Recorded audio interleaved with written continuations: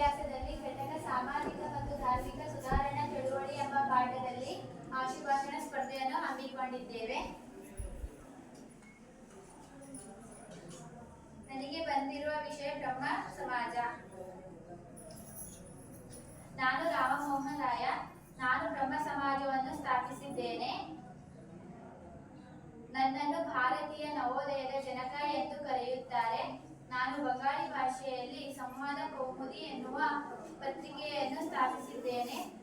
ನಾನು ಸಮಾಜಕ್ಕೆ ನೀಡಿದ ಕೊಡುಗೆಗಳೆಂದರೆ ಸ್ತ್ರೀ ಶೋಷಣೆಯನ್ನು ವಿರೋಧಿಸಿದ್ದೇನೆ. ಸತಿ ಪದ್ಧತಿ, ಬಾಲ್ಯ ವಿವಾಹಗಳ ವಿರುದ್ಧ ಸಂಘಟನಾತ್ಮಕವಾಗಿ ಹೋರಾಟ ನಡೆಸಿದ್ದೇನೆ. ವಿಗ್ರಹಾರಾಧನೆ ಮತ್ತು ಬಹುದೇವಕ ಆರಾಧನೆಯನ್ನು ವಿರೋಧಿಸಿದ್ದೇನೆ. ಏಕದೇವತಾ ಆರಾಧನೆಯನ್ನು ಪ್ರೋತ್ಸಾಹಿಸಿದ್ದೇನೆ. ಅದು ಯಜ್ಞಯಾಗಾದಿಗಳು ಖಂಡಿಸಿದ್ದರು. ಭಾರತೀಯರಲ್ಲಿದ್ದ ರಾಷ್ಟ್ರಪ್ರಜ್ಞೆಯನ್ನು ಜಾಗೃತಗೊಳಿಸಲು ಸಹಾಯ ಮಾಡಿದ್ದೇನೆ. ಧನ್ಯವಾದಗಳು.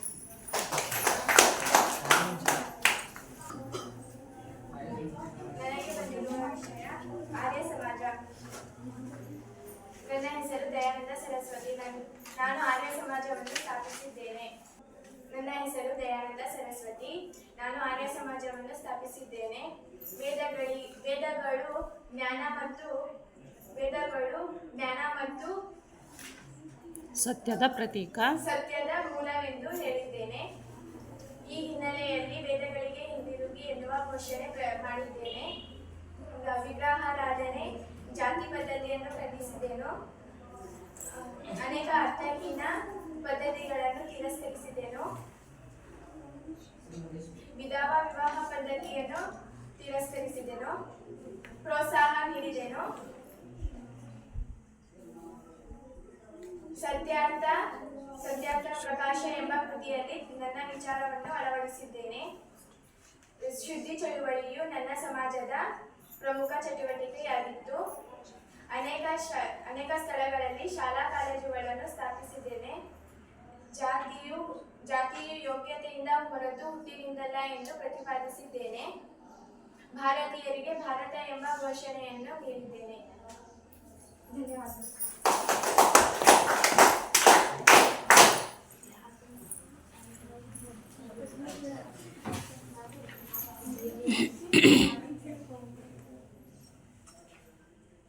ನನಗೆ ಸಿಕ್ಕಿರುವಂತಹ ವಿಷಯ ಯುವ ಬಂಗಾಳಿ ಚಳವಳಿ.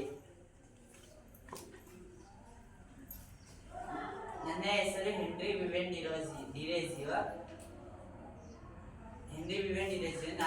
ನಾನು ಯುವ ಬಂಗಾಳಿ ಚಳವಳಿಯನ್ನು ಹುಟ್ಟುಹಾಕಿದ್ದೇನೆ. ನನ್ನ ತಂದೆ ಪೋರ್ಚುಗೀಸ್, ನನ್ನ ತಾಯಿ ಭಾರತೀಯಳು. ಹಾಗಾಗಿ ನನ್ನನ್ನು ಆಂಗ್ಲೋ ಇಂಡಿಯನ್ ಎಂದು ಕರೆಯುತ್ತಾರೆ. ಕಲ್ಕತ್ತಾದ ಹಿಂದೂ ಕಾಲೇಜಿನಲ್ಲಿ ನಾನು ಸೇವೆಯನ್ನು ಸಲ್ಲಿಸಿದ್ದೇನೆ. ವೈಜ್ಞಾನಿಕ ಆಲೋಚನಾ ಕ್ರಮದಲ್ಲಿ ಸಂವಾದವನ್ನು ನಡೆಸಿದ್ದೇನೆ.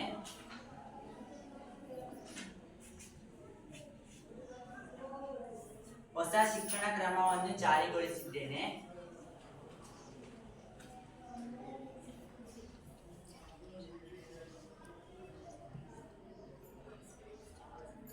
ಯುವ ಬಂಗಾಳಿ ಚಳವಳಿಯು ಪ್ರಕೃತಿ, ಮಾನವೀಯತೆ ಮತ್ತು ದೇವರು ಮುಂತಾದ ವಿಷಯಗಳಲ್ಲಿ ಕುರಿತು ಸಂವಾದ ಚರ್ಚೆಯನ್ನು ನಡೆಸಿದ್ದೇನೆ. ವೈಜ್ಞಾನಿಕ ಮೌಢ್ಯಾಚಾರಗಳಲ್ಲಿ ತುಂಬಿದ್ದ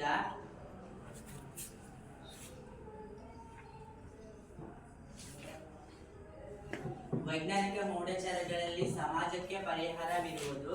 ಮಹಿಳಾ ಪ್ರತಿಪಾದಕರಾಗಿದ್ದೇನೆ. ಮಹಿಳಾ ಹಕ್ಕುಗಳ ಪ್ರತಿಪಾದಕರಾಗಿದ್ದೇನೆ.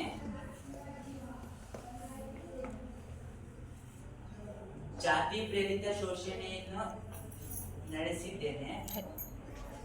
ವಿರೋಧಿಸಿದ್ದೇನೆ. ಶೋಷಣೆಯನ್ನು ವಿರೋಧಿಸಿದ್ದೇನೆ.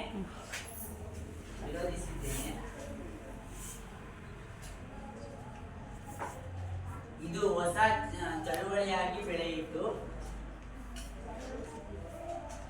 ಇದು ಕಲ್ಕತ್ತಾ ಮತ್ತು ಬಂಗಾಳದ ಕೆಲವು ಪ್ರದೇಶಗಳಿಗೆ ಸೀಮಿತವಾಗಿತ್ತು. ಧನ್ಯವಾದಗಳು.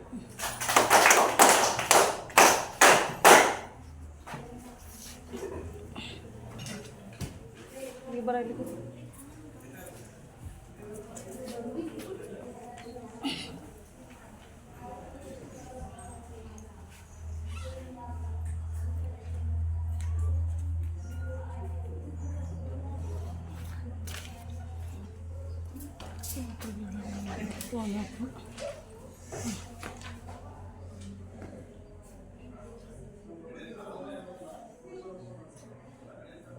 ನನಗೆ ಸಿಕ್ಕಿರುವ ಪತ್ರ ಪ್ರಾರ್ಥನಾ ಸಮಾಜ. ಪತ್ರ ಸಿಕ್ಕಿಲ್ಲಪ್ಪ. ವಿಷಯ ಹಾಂ ಪ್ರಾರ್ಥನಾ ಸಮಾಜ. ನನ್ನ ಹೆಸರು ಆತ್ಮಾರಾಮ್ ಪಾಂಡುರಂಗ. ಸರಿ ನಿತ್ಕ ಕೈ ಬಿಡಿ ಹಿಂದ್ಗಡೆದು. ಹಾಂ ಹೇಳಿ. ನನ್ನ ಹೆಸರು ಆತ್ಮಾರಾಮ್ ಪಾಂಡುರಂಗ. ಮಾನವನ ಸೇವೆ ಪರಮಾತ್ಮನ ಸೇವೆ ಎಂಬುದು ನನ್ನ ನೆಲೆಗಟ್ಟಾಗಿದ್ದು, ಶಿಕ್ಷಣ ಪ್ರಸಾರಕ್ಕೆ ಹೆಚ್ಚಿನ ಆದ್ಯತೆ ನೀಡಿದೆನು.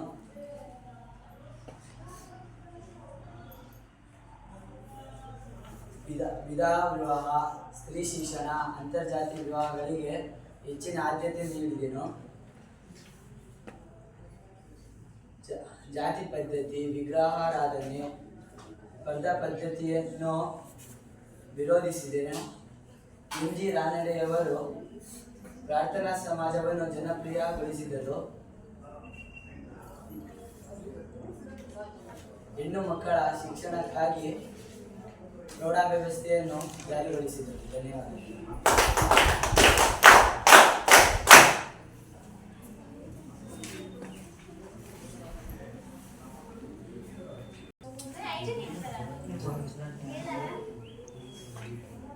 ನನ್ನ ಹೆಸರು ಮಹಾತ್ಮ ಜ್ಯೋತಿಬಾಯಿ ಫುಲೆ. ಈ ಕಡೆ ಬರ್ಬೋದು. ಹ್ಞೂ ನನ್ನ ಹೆಸರು ಮಹಾತ್ಮ ಜ್ಯೋತಿಬಾಯಿ ಫುಲೆ. ನಾನು ಸತ್ಯಶೋಧಕ ಸಮಾಜವನ್ನು ಸ್ಥಾಪಿಸಿದ್ದೇನೆ. ಸ್ವಾತಂತ್ರ್ಯ ಪ್ರತಿಯೊಬ್ಬ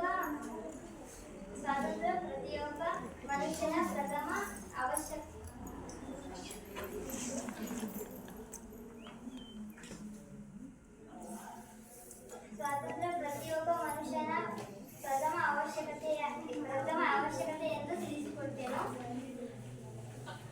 ಸ್ವಾತಂತ್ರ್ಯವಿಲ್ಲದಿದ್ದರೆ ವಿಚಾರಗಳನ್ನು ಅಭಿವ್ಯಕ್ತಗೊಳಿಸಲು ಸಾಧ್ಯವಿಲ್ಲ ಎಂದು ಪ್ರತಿಪಾದಿಸಿದೆನು. ಬಾಣ ನಿಷೇಧವನ್ನು ಒತ್ತಾಯಿಸಿದೆನು. ಉಚಿತ ಮತ್ತು ಕಡ್ಡಾಯ ಶಿಕ್ಷಣವನ್ನು ಪ್ರತಿಪಾದಿಸಿದೆನು.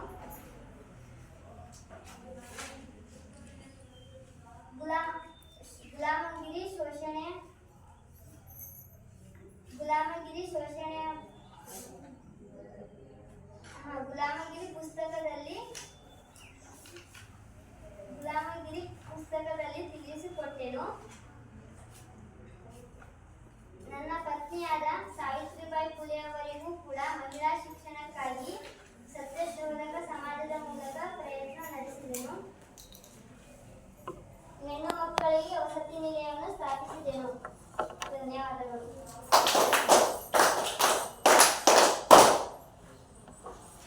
ಎಷ್ಟು ಚೆನ್ನಾಗಿ ಹೊಡಿತಾರಲ್ಲ ನಮ್ಮ ಹುಡುಗರು ಚಪ್ಪಾಳೆ. ಭಾರಿ ಚೆನ್ನಾಗಿ ಕೇಳಿಸುತ್ತೆ. ನನಗೆ ಬಂದಿರುವ ವಿಷಯ ಅಲಿಗಢ ಚಳವಳಿ. ನನ್ನ ಹೆಸರು ಸರ್ ಸೈಯದ್ ಅಹಮದ್ ಖಾನ್. ನಾನು ಅಲಿಗಢ ಚಳವಳಿಯನ್ನು ಸ್ಥಾಪಿಸಿದ್ದೇನೆ. ಮುಸ್ಲಿಂ ಸಮುದಾಯಕ್ಕೆ ಆಧುನಿಕ ಶಿಕ್ಷಣ ನೀಡುವ ಸಲುವಾಗಿ ಉದ್ದೇಶವನ್ನು ಆಂಗ್ಲೋ ಓರಿಯೆಂಟಲ್ ಕಾಲೇಜನ್ನು ಸ್ಥಾಪಿಸಿದ್ದೇನೆ. ಇದು ಮುಂದೆ ಅಲಿಗಢ ಮುಸ್ಲಿಂ ವಿಶ್ವವಿದ್ಯಾನಿಲಯ ಎಂಬ ಹೆಸರು ಪಡೆಯಿತು. ಪಾಶ್ಚಾತ್ಯ ಶಿಕ್ಷಣದೊಂದಿಗೆ ಧಾರ್ಮಿಕ ಶಿಕ್ಷಣವೂ ಸಹ ಇದರ ಉದ್ದೇಶವಾಗಿದೆ. ನಾನು ಮುಸ್ಲಿಂ ಸಮುದಾಯವನ್ನು ಒಗ್ಗೂಡಿಸುವ ಪ್ರಯತ್ನ ನಡೆಸಿದ್ದೇನೆ. ಸ್ತ್ರೀಯರ ಶಿಕ್ಷಣವನ್ನು ಬೆಂಬಲಿಸಿ ಬಹುಪತ್ನಿತ್ವವನ್ನು ಹಾಗೂ ವಿಧವಾ ವಿವಾಹಗಳನ್ನು ವಿರುದ್ಧ ವಿಚಾರಗಳನ್ನು ಮಂಡಿಸಿದ್ದೇನೆ. ಧನ್ಯವಾದ.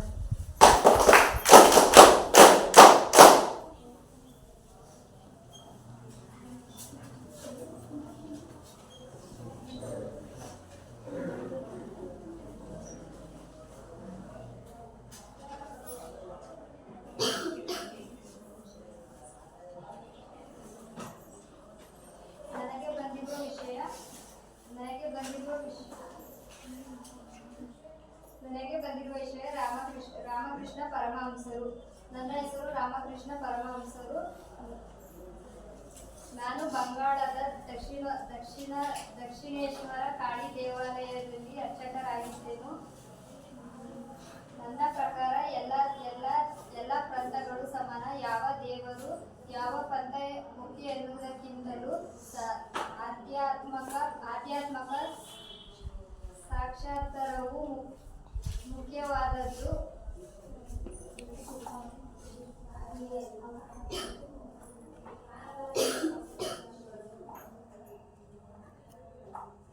ಅವರು ನಂಬಿದ್ದರು, ವಿಗ್ರಹ ಆರಾಧನೆಯನ್ನು ನಂಬಿ ಹೊಂದಿದ್ದನು.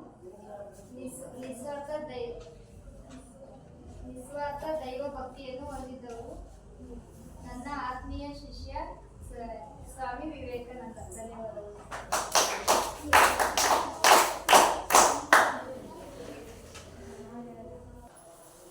ನನಗೆ ಬಂದಿರುವ ವಿಷಯ ಸ್ವಾಮಿ ವಿವೇಕಾನಂದರು. ಸ್ವಾಮಿ ವಿವೇಕಾನಂದರು ತಮ್ಮ ಗುರುಗಳಾದ ರಾಮಕೃಷ್ಣ ಪರಮಹಂಸರ ಧ್ಯೇಯ ದರ್ಶನಗಳನ್ನು ಪ್ರಚಾರಪಡಿಸಲು ರಾಮಕೃಷ್ಣ ಮಿಷನ್ ಅನ್ನು ಸ್ಥಾಪಿಸಿದರು. ಸರ್ವಧರ್ಮ ಸಮನ್ವಯ ತತ್ವವನ್ನು ಪ್ರಚಾರ ಮಾಡುವುದು ಮತ್ತು ಅನುಷ್ಠಾನಗೊಳಿಸುವುದು ಇದರ ಉದ್ದೇಶವಾಗಿತ್ತು. ರಾಮಕೃಷ್ಣ ಶ್ರಮಗಳು ಜಗತ್ತಿನೆಲ್ಲೆಡೆ ಶಾಖೆಗಳನ್ನು ಹೊಂದಿದ್ದವು. ಇವುಗಳಲ್ಲಿ ಪ್ರಾಚೀನ, ಆಧುನಿಕ ಮತ್ತು ಪಾಶ್ಚಾತ್ಯ ತತ್ವಜ್ಞಾನಿಗಳ ಮಿಲನವನ್ನು ಗಮನಿಸಬಹುದು. ಸ್ವಾಮಿ ವಿವೇಕಾನಂದರು ಜೀವನ ಪ್ರೀತಿಯಲ್ಲಿರುವ ಮಹತ್ವವನ್ನು ತೆರೆದಿಟ್ಟು ಭಾರತೀಯರನ್ನು ಎಚ್ಚರಗೊಳಿಸಿದ ಕ್ರಾಂತಿಕಾರಿ ಸನ್ಯಾಸಿ. ವ್ಯಕ್ತಿ ಮತ್ತು ವ್ಯಕ್ತಿಯ ಇರುವಿಕೆಗೆ ಮತ್ತು ಸಾಮರ್ಥ್ಯಕ್ಕೆ ಮಹತ್ವ ನೀಡಬಯಸಿದರು. ಮೋಕ್ಷ ಪ್ರಾಪ್ತಿಗಾಗಿ ಪ್ರಾರ್ಥನೆ, ಯೋಗ, ಸಾಧನಗಳಲ್ಲದೆ ಸಮಾಜ ಸೇವೆಯು ಮುಖ್ಯವೆಂದರು.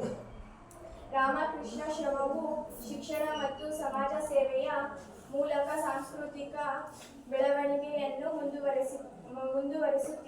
ಮುಂದುವರಿಸುತ್ತಿದೆ. ವಿವೇಕಾನಂದರ ಚಿಂತನೆಗಳಿಂದ ಗಾಂಧೀಜಿಯವರು ಸೇರಿದಂತೆ ಅನೇಕ ರಾಷ್ಟ್ರ ನಾಯಕರು ಪ್ರೇರಣೆಗೊಂಡರು. ಧನ್ಯವಾದಗಳು.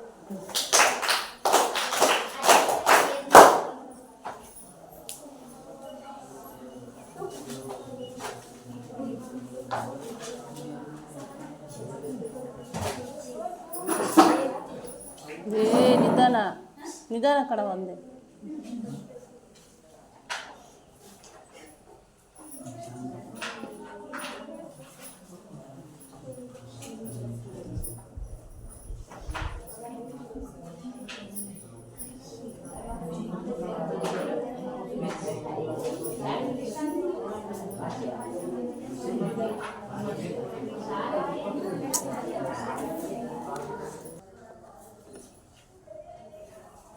ನನ್ನ ಹೆಸರು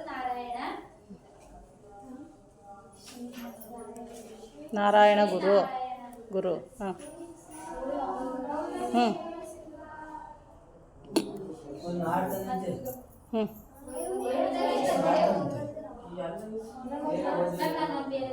ಹ್ಞೂ ಆಯಿತು.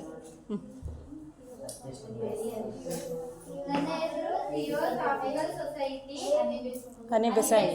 ಹಾಂ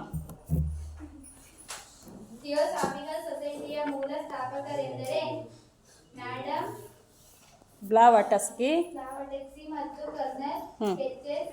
ಅಲ್ಕಾಟ್.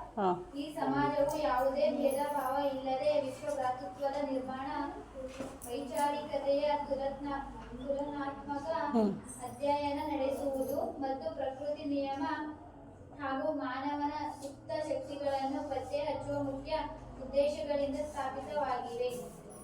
ಐರ್ಲೆಂಡ್ ದೇಶದ ಮಹಿಳೆ ಅನಿಬೆಸೆಂಟ್ ರವರು ಥಿಯೋಸಾಫಿಕಲ್ ಸೊಸೈಟಿಯ ಕಾರ್ಯಚಟುವಟಿಕೆಗಳನ್ನು ಭಾರತದಲ್ಲಿ ಆರಂಭಿಸಿ ಅದಕ್ಕೆ ನವಚೈತನ್ಯ ನೀಡಿದರು. ಉಪನ್ಯಾಸಗಳ ಮೂಲಕ ಭಾರತೀಯ ಸಂಸ್ಕೃತಿಯ ಬಗ್ಗೆ ಅಭಿಯಾನ ಬಿತ್ತಿದರು. ಸಮಾಜದಲ್ಲಿ ಸಮಾನತೆ ಮತ್ತು ವಿಶ್ವ ಸೋದರತೆಯನ್ನು ವೃದ್ಧಿಸುವುದು ಮತ್ತು ಸಾಮರಸ್ಯ ಸಾಧಿಸಲು ಪ್ರಯತ್ನಿಸಿದರು. ಅನಿಬೆಸೆಂಟರು ಸ್ವಾತಂತ್ರ್ಯ ಚಳುವಳಿಯನ್ನು ವ್ಯಾಪಕವಾಗಿ ಬೆಂಬಲಿಸಿದರು. ನ್ಯೂ ಇಂಡಿಯಾ ಎಂಬ ಪತ್ರಿಕೆಯನ್ನು ಪ್ರಾರಂಭಿಸಿದರು. 1916ರಲ್ಲಿ ಹೋಮ್ ರೂಲ್ ಚಳುವಳಿಯನ್ನು ಪ್ರಾರಂಭಿಸಿದರು. 1917ರಲ್ಲಿ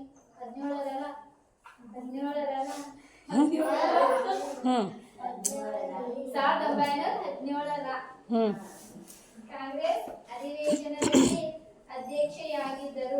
ಭಾರತೀಯ ತಾತ್ವಿಕತೆಗೆ ಮತ್ತು ಸ್ವಾತಂತ್ರ್ಯ ಚಳವಳಿಗೆ ಇವರು ಅಪಾರ ಕೊಡುಗೆಗಳನ್ನು ನೀಡಿದ್ದರು. ಧನ್ಯವಾದಗಳು.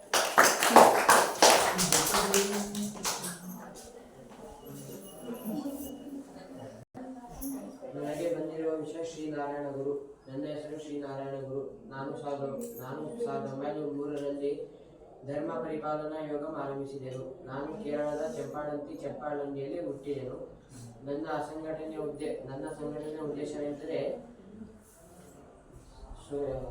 ಹಿಂದುಳಿದ ಮತ್ತು ಶೋಷಣೆಗೊಳಗಾದ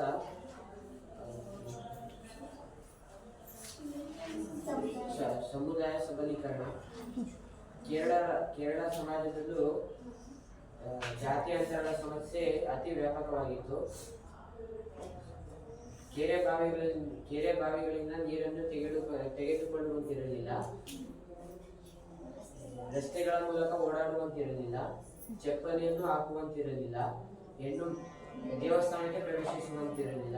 ಹೆಣ್ಣು ಮಕ್ಕಳ ಮಹಿಳೆಯರ ಉಡುಪುಗಳ ಮೇಲೆ ನಿರ್ಬಂಧವನ್ನು ಹೇರಲಾಗಿತ್ತು. ಇವರಿಗೆ ಮತ್ತು ಶಾಲೆಗೆ ಪ್ರವೇಶ ಇರಲಿಲ್ಲ.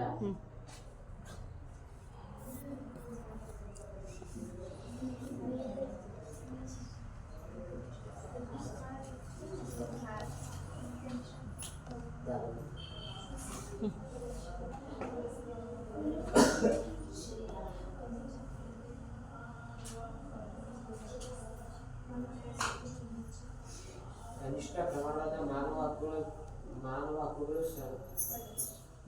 ಪಡೆಯದ ಸಮುದಾಯ ಉಸಿರುಗಟ್ಟಿ ಬದುಕಬೇಕಾದ ಪರಿಸ್ಥಿತಿಯಾಗಿತ್ತು.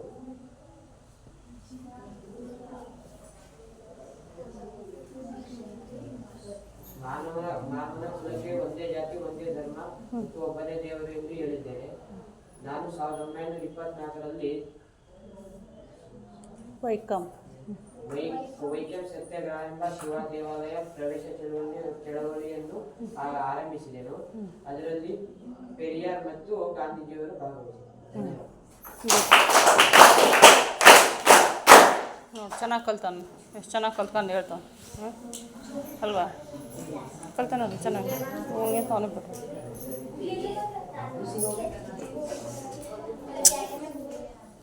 ನನಗೆ ಬಂದಿರೋ ವಿಷಯ ಪೆರಿಯಾರ್. ನನ್ನ ಹೆಸರು ಪೆರಿಯಾರ್. 20ನೇ ಶತಮಾನದ ಆರಂಭದಲ್ಲಿ ಬ್ರಹ್ಮಣೇಶ್ವರ ಚಳುವಳಿಯನ್ನು ಹೊಸ ಬಗೆಯ ದಕ್ಷಿಣ ಭಾರತದಲ್ಲಿ ಆರಂಭಿಸಿದ್ದೇನೆ.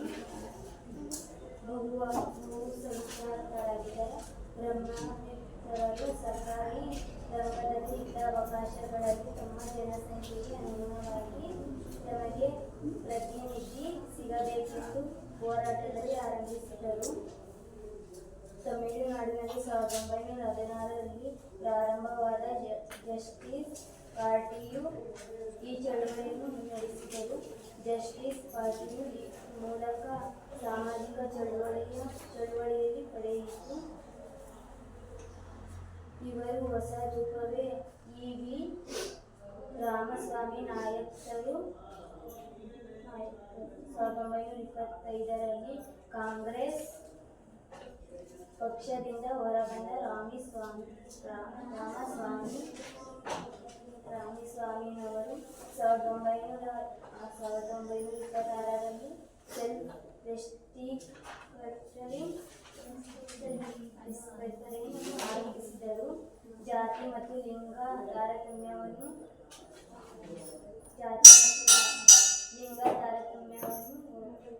ಹೋಗಲಾಡಿಸಿದರು.